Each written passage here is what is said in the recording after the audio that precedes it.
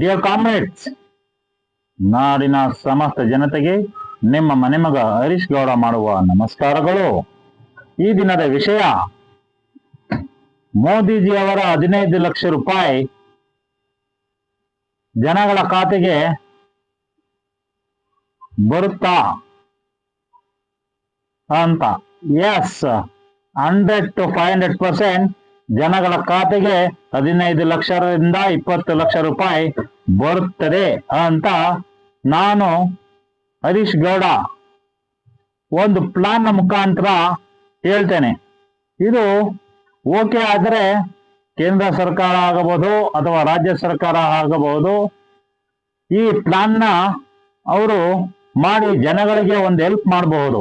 ಯಾವ ತರ ಹೆಲ್ಪ್ ಅಂತಂದ್ರೆ, 5 kg ಅಕ್ಕಿ ಕೊಡ್ತೀವಿ, 10 kg ಅಕ್ಕಿ ಕೊಡ್ತೀವಿ, ನಿಮ್ಗೆ 5,000 ಅಕೌಂಟ್ ಹಾಕ್ತಿವಿ, 3,000 ಮಹಿಳೆಯರಿಗೆ ಹಾಕ್ತಿವಿ, ಬಸ್ ಫ್ರೀ, ಅದು ಇದು ಅಂತೆಲ್ಲ ನೀವು ಪ್ಲಾನ್ ಮಾಡ್ತಾ ಇದೀರಿ. ಅದೆಲ್ಲ ತೆಗೆದು ಸೈಡ್ಗಿಟ್ಟು ಒಂದು ಡಿಫ್ರೆಂಟ್ ಆಗಿ ಈ ದಿನ ನನ್ನ ಒಂದು ಐಡಿಯಾಲಜಿ ಪ್ರಕಾರ ಒಂದು ಪ್ಲಾನ್ ಅನ್ನ ತಂದಿದ್ದೇನೆ.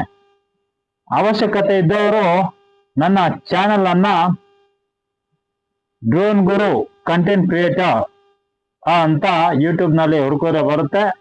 ನನ್ನ ಚಾನೆಲ್ ನ ಸಬ್ಸ್ಕ್ರೈಬ್ ಮಾಡ್ಕೊಂಡಿಲ್ಲ ಅಂದ್ರೆ ತಾವೆಲ್ಲ ಸಬ್ಸ್ಕ್ರೈಬ್ ಮಾಡ್ಕೊಂಡು ಮುಂದೆ ಕೂಡ ಈ ತರ ಒಳ್ಳೆ ವಿಡಿಯೋಗಳನ್ನ ತಾವು ವೀಕ್ಷಣೆ ಮಾಡಬಹುದು ಅಂತ ಈ ಮೂಲಕ ತಿಳಿಸಲು ಇಷ್ಟಪಡ್ತೇನೆ. ಸ್ನೇಹಿತರೆ, ಈ ದಿನದ ವಿಷಯ ಏನಂತಂದ್ರೆ, ಇಂಪಾರ್ಟೆಂಟ್ ಆಗಿ ನಮ್ಮ ದೇಶದ ಅನ್ಎಂಪ್ಲಾಯ್ಮೆಂಟ್ ಹೋಗಿಸ್ಬೇಕು ಅಂತಂದ್ರೆ ಮೋದಿಜಿಯವರ ಒಂದು ಐಡಿಯಾ ಏನಿದೆ, 15 ಲಕ್ಷ ರೂಪಾಯಿ ನಾನು ಪ್ರಧಾನಿ ಆದ್ರೆ ಸ್ವಿಸ್ ಬ್ಯಾಂಕ್ ನಲ್ಲಿರುವಂತ ಅಮೌಂಟ್ ನ ತಂದು ದೇಶಕ್ಕೆ ಕೊಡ್ತೇನೆ ಅಂತ ಹೇಳಿದ್ರು. ಅದು ಆಗಿಲ್ಲ. ಅದಲ್ಲದೆ ಇದು ಅನದರ್ ಪ್ಲಾನ್ ಏನು ಅಂತಂದ್ರೆ, ಡಿಜಿಟಲೈಸೇಷನ್, ಡಿಜಿಟ್ಸ್ ಯೂಸ್ ಮಾಡಿ ಎಲ್ಲ ವ್ಯವಹಾರಗಳು ನಡೀತಾ ಇದೆ. ಭಾರತ ದೇಶ ಏನಾಗಿದೆ, ಡಿಜಿಟಲ್ ಇಂಡಿಯಾ ಆಗಿದೆ. ಡಿಜಿಟಲ್ ಇಂಡಿಯಾ ಆಗಿರೋ ಕಾರಣ ಏನು, ಎಲ್ಲ ಆನ್ಲೈನ್ ಮುಖಾಂತರ ಮಾಡ್ತಾರಿಂದ ಡಿಜಿಟಲ್ ಇಂಡಿಯಾ ಆಗ್ತಾ ಇದೆ. ಪ್ರತಿಯೊಂದು ವ್ಯವಹಾರಗಳು ಗೊತ್ತಾಗಲಿ, ಕಾರಣ ಬರಲಿ ಅನ್ನೋದಕ್ಕೋಸ್ಕರ ಪಾರದರ್ಶಕತೆ ಇರಲಿ ಅಂತ ಅಂದ್ಬಿಟ್ಟು ಕೇಂದ್ರ ಸರ್ಕಾರ ಆಗ್ಬೋದು, ರಾಜ್ಯ ಸರ್ಕಾರ ಆಗ್ಬೋದು, ಏನ್ ಮಾಡ್ತಾ ಇದೆ, ಆನ್ಲೈನ್ ವ್ಯವಸ್ಥೆಗಳನ್ನ ಮಾಡ್ತಾ ಇದೆ. ಕೆಲವಾರು ಬಡ ಬಗ್ಗರಿಗೆ ಅದು ಯೂಸ್ ಮಾಡಕ್ ಆಗ್ತಾ ಇಲ್ಲ. ಬಟ್ ಯಾರು ಮಿಡಲ್ ಕ್ಲಾಸ್ ಲೆವೆಲ್ ವರ್ಗು, ಹೈ ಕ್ಲಾಸ್ ಇಂದ ಮಿಡಲ್ ಕ್ಲಾಸ್ ಲೆವೆಲ್ ವರ್ಗು ಯಾರ್ಯಾರು ಮೊಬೈಲ್ ನ ಯೂಸ್ ಮಾಡ್ತಾ ಇದಾರೆ ಅವರೆಲ್ಲ ಇದನ್ನ ಉಪಯೋಗಿಸ್ಕೊಳ್ತಾ ಇದ್ದಾರೆ. ಆದರೆ ಈ ಮುಂದೆ ಕೂಡ ಈ ವ್ಯವಸ್ಥೆಗೆ ಒಂದು ಅಚ್ಚುಕಟ್ಟಾದ ಒಂದು ಚೌಕವನ್ನ ಹಾಕಿ ನಮ್ಮ ಜನಗಳ ಅನ್ಎಂಪ್ಲಾಯ್ಮೆಂಟ್ ಹೋಗೋದಕ್ಕೆ ಹಾಗೂ ಜನಗಳಿಗೆ ಒಂದು ಒಳ್ಳೆಯ ಸರ್ವಿಸ್ ಸಿಗುವಂತೆ ಒಂದು ಐಡಿಯಾವನ್ನ ನಾನು ತಂದಿದ್ದೇನೆ. ಇದು ಕೇಂದ್ರ ಸರ್ಕಾರ ಆಗಬಹುದು ಅಥವಾ ನಮ್ಮ ರಾಜ್ಯ ಸರ್ಕಾರ ಆಗಬಹುದು, ಒಂದು ಪ್ಲಾನ್ ನ ಮಾಡಿಕೊಂಡು ಇದನ್ನ ಎಕ್ಸಿಕ್ಯೂಷನ್ ಮಾಡಿದ್ರೆ ಇದು ವರ್ಕ್ ಆಗುತ್ತೆ ಅಂತ ನಾನು ಅನ್ಕೊಂಡಿದ್ದೀನಿ. ತಮ್ಮ ಅನಿಸಿಕೆಗಳನ್ನು ಕೂಡ ಮುಂದೆ ನನ್ನ ಈ ಡ್ರೋನ್ ಗುರು ಚಾನಲ್ಗೆ ಕಾಮೆಂಟ್ಸ್ ಬಾಕ್ಸ್ ನಲ್ಲಿ ತಿಳಿಸಿದ್ರೆ ನಾನು ಇದನ್ನ ಏನ್ ಚೇಂಜ್ ಮಾಡಬಹುದು ಮಾಡಿ ಒಂದು ಫಾರ್ಮುಲಾ ಕೊಟ್ಟಂಗಾಗುತ್ತೆ ಸರ್ಕಾರಕ್ಕೆ. ನಾವೇನಾದ್ರು ಸರ್ವಿಸ್ ಕೊಡ್ಬೇಕಲ್ಲ, ಈ ದೇಶದಲ್ಲಿ ಹುಟ್ಟಿದ್ದೇವೆ, ಭಾರತೀಯರಾಗಿದ್ದೇವೆ, ಆದ್ರಿಂದ ದೇಶಕ್ಕೆ ಏನಾದ್ರು ಕೊಡ್ಬೇಕು ಅಂತ ನಾನು ಒಂದು ಪ್ಲಾನ್ ಅನ್ನ ತಂದಿದ್ದೇನೆ. ಈಗ ಡಿಜಿಟಲೈಸೇಷನ್ ಏನ್ ಮಾಡ್ತಾ ಇದ್ದಾರೆ, ನಿಮ್ಮ ಅಕೌಂಟ್ಗೆ ದುಡ್ಡು ಬರಬೇಕು ಅಂತಂದ್ರೆ ಕೆಲವಾರು ರೂಲ್ಸ್ ಅಂಡ್ ರೆಗ್ಯುಲೇಷನ್ಸ್ ಇದೆ. ಸರ್ಕಾರ ಸಬ್ಸಿಡಿ ಅಮೌಂಟ್ಗಳನ್ನ ತಗೊಳ್ಬೇಕು ಅಂತಂದ್ರೂ ರೂಲ್ಸ್ ಅಂಡ್ ರೆಗ್ಯುಲೇಷನ್ಸ್ ಇದೆ.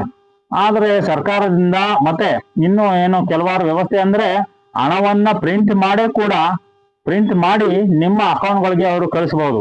ಬಟ್ ಡಿಜಿಟಲ್ ಇಂಡಿಯಾ ಅಂತ ಮಾಡಿದರೆ, ಆ ಡಿಜಿಟಲ್ ಇಂಡಿಯಾಗೆ ಒಂದು ಐಡಿಯಾ ಏನು ಅಂತಂದ್ರೆ, ಆನ್ಲೈನ್ ವ್ಯವಸ್ಥೆಯಲ್ಲಿ ಡಿಜಿಟಲ್ ಮುಖಾಂತರ ಜನಗಳ ಖಾತೆಗೆ 15ರಿಂದ 20 ಲಕ್ಷ ರೂಪಾಯಿ, ಇದು ಮೋದಿಜಿಯವರಿಂದ ಮಾತ್ರ ಸಾಧ್ಯ. ಒಬ್ಬ ಪ್ರಧಾನಿ ಆದಂತಹ ನಮ್ಮ ಮೋದಿಜಿ ಸಾಹೇಬರು ಅವರಿಂದ ಮಾತ್ರ ಸಾಧ್ಯ. ಯಾಕಂದ್ರೆ ಹಿಂದೆ ಕೂಡ ನಾವು ಎಷ್ಟೊಂದು ಅವ್ರನ್ನ ಇದನ್ನ ನೋಡಿದ್ದೇವೆ. ವ್ಯವಸ್ಥೆಯನ್ನ, ದೇಶವನ್ನ ಆಳಿರುವಂತ ಒಂದು 12 ವರ್ಷದ ಮೇಲೆ ಅವರು ಪ್ರಧಾನಿಯಾಗಿ ಈಗ ಆಳಲು ಹೊರಟಿದ್ದಾರೆ. ಮತ್ತೆ ಇನ್ನು ಮುಂದೆ ಕೂಡ ಜನಗಳ ಅಭಿಪ್ರಾಯದಂತೆ ಇರ್ತಾರೆ ಅಂತ ಅನ್ಕೊಂಡಿದ್ದೇವೆ. ಆದ್ರಿಂದ ಅವರಿಂದ ಮಾತ್ರ ಸಾಧ್ಯ ಅಂತ ನಾನು ಈ ಒಂದು ಐಡಿಯಾನ ನೋಡ್ತಾ ಇದ್ದೇನೆ ಅಂಡ್ ಪ್ಲಾನ್ ಕೂಡ ಮಾಡಿದ್ದೇನೆ. ಜನಗಳ ಖಾತೆಗೆ 15 ಲಕ್ಷ ರೂಪಾಯಿ ಡಿಜಿಟಲ್ ಅಮೌಂಟ್ ಅನ್ನ ಟ್ರಾನ್ಸ್ಫರ್ ಮಾಡಿದ್ರೆ ಜನಗಳು ಯೂಸ್ ಮಾಡಿಕೊಳ್ಳಬಹುದು. ಅದು ಹಣದ ರೂಪದಲ್ಲ, ಈಗ ನಮಗೆಲ್ಲ ಕರೆನ್ಸೀಸ್ ಬರ್ತಾ ಇದೆ, ಆನ್ಲೈನ್ ಕರೆನ್ಸಿ ಬರ್ತಾ ಇದೆ. ಯಾವ ತರ ಬರ್ತಾ ಇದೆ ಆನ್ಲೈನ್ ಕರೆನ್ಸಿ? ಈಗ ಮೊಬೈಲ್ ನಲ್ಲಿ ನೀವೇನಾದ್ರು ಚಾರ್ಜ್ ಮಾಡ್ಕೊಬೇಕಂದ್ರೆ ಹೋಗಿ ಅಂಗಡಿಗೆ ಹೇಳ್ತೀರಾ, ದುಡ್ಡು ಕೊಡ್ತೀರಾ, ಆನ್ಲೈನ್ ನಲ್ಲಿ ಅವರು ನನಗೆ 599 ಕಳ್ಸಪ್ಪ, 1 year ವ್ಯಾಲಿಟಿ ಹಾಕಪ್ಪ, 2 years ವ್ಯಾಲಿಟಿ ಹಾಕಪ್ಪ ಅಂದ್ಬಿಟ್ಟು ದುಡ್ಡನ್ನ ಹಾಕ್ತಾರೆ. ನೀವು 1000 rupees, 2000, 2500 rupees ಇರ್ತಾರ ದುಡ್ಡನ್ನ ಕೊಡ್ತಾ ಇದೀರಿ. ಅವ್ರೇನ್ ಮಾಡ್ತಾರೆ, ನಿಮ್ಮ ಅಕೌಂಟ್ಗೆ ರೀಚಾರ್ಜ್ ಅನ್ನ ಮಾಡ್ತಾ ಇದ್ದಾರೆ, ಹೌದಲ್ಲ? ಹಾಗಾಗಿ ರೀಚಾರ್ಜ್ ಮಾಡಿದಾಗ ನೀವು ಯೂಟಿಲೈಸ್ ಮಾಡ್ತಾ ಇದೀರಿ. ಆದರೆ ನಾವು ಈ 15 ರಿಂದ 20 ಲಕ್ಷ ರೂಪಾಯಿ ಏನು ನಾವು ಕೇಂದ್ರ ಸರ್ಕಾರಕ್ಕೆ ಕೇಳ್ತಾ ಇದ್ದೇವೆ, ಪ್ರಧಾನಿ ಅವರಿಗೆ ಕೇಳ್ತಾ ಇದ್ದೇವೆ ಅಂದ್ರೆ, ಆ ಅಮೌಂಟ್ ಅನ್ನ ಸಾಲದ ರೂಪದಲ್ಲಿ 15 ಲಕ್ಷ ರೂಪಾಯಿ ಕೊಡ್ತೀವಿ ಅಂತ ಹೇಳಿದಿರಿ. ಅದರ ಅವಶ್ಯಕತೆ ಇಲ್ಲಿ ಬರೋದಿಲ್ಲ. ಯಾವ ತರ ಅಂತಂದ್ರೆ, ನೀವು 15 ಲಕ್ಷ ರೂಪಾಯಿನ ಲೋನ್ ಪ್ರಕಾರ 15 ಲಕ್ಷಕ್ಕೆ 16 ಲಕ್ಷ ರೂಪಾಯಿನೇ ಕಟ್ಟಿಸ್ಕೊಳ್ಳಿ. 15 ವರ್ಷ ವ್ಯಾಲಿಡಿಟಿ ಕೊಡಿ ಇವ್ರಿಗೆ. ಯಾರಿಗೆ? ನಮ್ಮ ಜನಗಳಿಗೆ ಯಾರು ಉಪಯುಕ್ತರಾಗಿ ಬಿಸ್ನೆಸ್ ನ ಮಾಡಕ್ ಹೊರಡ್ತಾರೋ 15 ಲಕ್ಷ ರೂಪಾಯಿ ತಗೊಂಡು ಬಳಸ್ಕೊಂಡು ಅವ್ರ ಜೀವನ ಉಪಯುಕ್ತವಾಗಿ ಯೂಸ್ ಮಾಡಿಕೊಂಡು ಮುಂದೆ ಭವಿಷ್ಯದಲ್ಲಿ ಒಳ್ಳೆ ಜೀವನವನ್ನ ರೂಪಿಸ್ಕೊಳ್ಬೇಕು ಅಂತ ಅನ್ನೋರು ಬಂದು ಸರ್ಕಾರದಿಂದ ಸಪರೇಟ್ ಇದೊಂದು ಭಾಗವನ್ನಾಗೂ ಮಾಡಬಹುದು. ಅಥವಾ ನೀವು ಸರ್ಕಾರದಿಂದ ಮಾಡಕ್ ಆಗ್ಲಿಲ್ಲ ಅಂತಂದ್ರು ಆ ತರ ಮಾಡುವಂತ ಯಾವ್ದಾದ್ರು ಮೊಬೈಲ್ ಇಂಡಸ್ಟ್ರೀಸ್ ಅಥವಾ ದೊಡ್ಡದಾಗಿ ನಮ್ಮ ಟಾಟಾ ಬಿರ್ಲಾ ದೊಡ್ಡ ದೊಡ್ಡ ಕಂಪನೀಸ್ ಯಾರು ಇದ್ದಾರೆ, ಅಂಬಾನಿ ಅವರು, ಇಂಥವ್ರಿಗೆ ನೀವು ವಹಿಸ್ಕೊಟ್ಟು ಇದೊಂದು ಪ್ಲಾನ್ ನ ಎಕ್ಸಿಕ್ಯೂಟ್ ಮಾಡಬೇಕು ಅಂತ ಹೇಳ್ತಾ ಇದ್ದೇನೆ. 1 ಲಕ್ಷ ರೂಪಾಯಿದು ಒಂದು ಮೊಬೈಲ್ ಅನ್ನ ಅವ್ರಿಗೆ ಪರ್ಚೇಸ್ ಮಾಡೋದು ಕೇಳ್ಬೇಕು. ಯಾರು ವ್ಯವಹಾರ ಮಾಡಕ್ ಹೋಗ್ತಾರೋ ಅವ್ರಿಗೆ 1 ಲಕ್ಷ ರೂಪಾಯಿದು ಒಂದು ಮೊಬೈಲ್ ಅನ್ನ ಪರ್ಚೇಸ್ ಮಾಡಿ, ಅದರಲ್ಲಿ 15 ಲಕ್ಷ ರೂಪಾಯಿ ಸರ್ಕಾರದಿಂದ ಹಣವನ್ನ ತುಂಬಿಸಿ, ಡಿಜಿಟಲ್ ಹಣವನ್ನು ತುಂಬಿಸಿ ಅವರ ವ್ಯವಹಾರಕ್ಕೆ ಕೊಟ್ಟು 15 ವರ್ಷದೊಳಗೆ ನೀನು ಈ ಸಾಲವನ್ನ ತೀರಿಸಬಹುದು. ಆದ್ರೆ ಬಡ್ಡಿ ದರ 1 ಲಕ್ಷ, 15 ಪ್ಲಸ್ 1 ಲಕ್ಷ, 16 ಲಕ್ಷ, 15 ವರ್ಷ ನಿನಗೆ ಲೈಫ್ ಟೈಮ್ ಕೊಡ್ತೀವಿ. ಅದು ಅಲ್ಲಿವರೆಗೂ ನೀ ಅಮೌಂಟ್ ನ ಕಟ್ಟಬೇಕು. ಅಥವಾ ನೀನು 15 ಲಕ್ಷನ ನೀನು 2 ವರ್ಷ, 3 ವರ್ಷ, 4 ವರ್ಷ ಇದಿಷ್ಟರಲ್ಲೇ ಕಟ್ಟಿದ್ರು ಕೂಡ ನಿನಗೆ ಪುನಃ ಇನ್ನು 15 ಲಕ್ಷ ಕೊಡ್ತೀವಿ. ಅದಕ್ಕೆ 1 ಲಕ್ಷ ರೂಪಾಯಿ ಬಡ್ಡಿ ಅಂತ ಮಾಡೋದಕ್ಕೆ ಯಾಕಾಗೋದಿಲ್ಲ ಅಂತ ನನ್ನ ಒಂದು ಅನಿಸಿಕೆ. 15 lakhs ಕೊಟ್ಟಾಗ ಮನುಷ್ಯ ಏನ್ ಮಾಡ್ತಾನೆ, ಈಗ 1 ಕುಂಟೆ 2 ಕುಂಟೆ ಜಾಗ ಎಲ್ಲ 4-5 ಲಕ್ಷದಲ್ಲಿ 3 ಲಕ್ಷ, 4 ಲಕ್ಷ, 6-7 ಲಕ್ಷದಲ್ಲಿ ಆಗ್ತಾ ಇದೆ.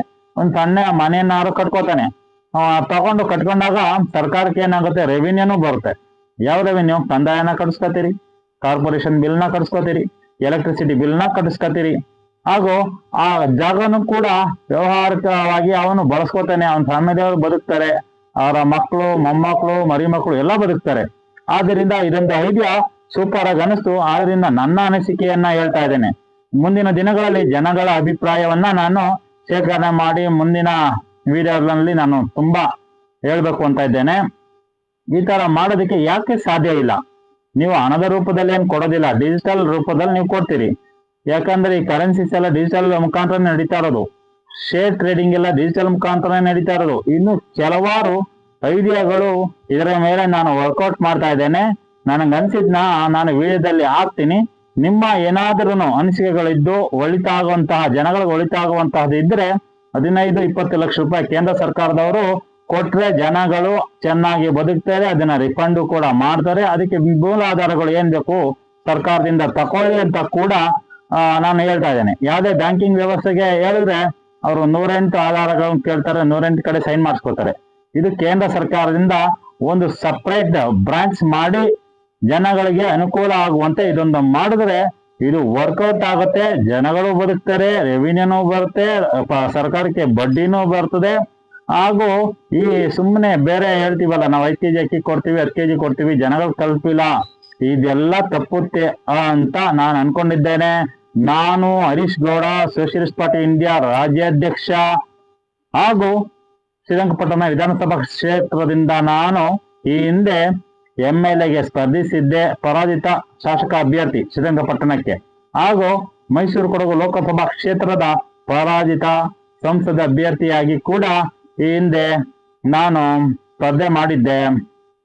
ತಾವು ದಯಮಾಡಿ ಈ ಪ್ಲಾನ್ ಅನ್ನ ಎಕ್ಸಿಕ್ಯೂಷನ್ ಆಗ್ಲಿ, ಕೆಲವಾರು ಜನಗಳಿಗೆ ಬಾಯಿ ಹೋಗ್ಲಿ, ಏನಂತಾರೆ ನೋಡೋಣ. ಅಂತ ಹೇಳ್ತಾ ಈ ವಿಡಿಯೋನ ಇಲ್ಲೇ ಮುಗಿಸ್ತಾ ಇದ್ದೇನೆ. Thank you very much. Thank you for listeners. Take care of your family. Good bye.